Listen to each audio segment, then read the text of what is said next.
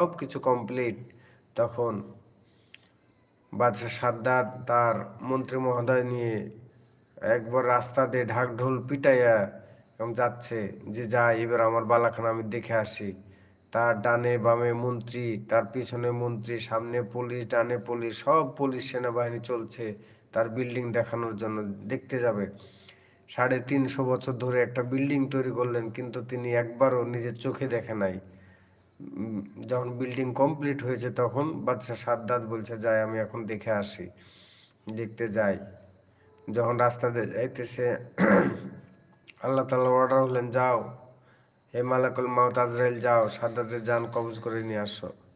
মানুষ রূপ ধারণ করে আজরাইল আলাইহিস সালাম মালাকুল মাউত এরকম দাঁড়িয়ে গেলেন বাদশাহ সাদ্দাতের সামনে, ঘোড়ার সামনে দিয়ে দাঁড়িয়ে বাদশাহ সাদ্দাতকে বলছে, সাদ্দাত তুমি দাঁড়াও, তোমার সাথে আমার একটা জরুরি কথা আছে।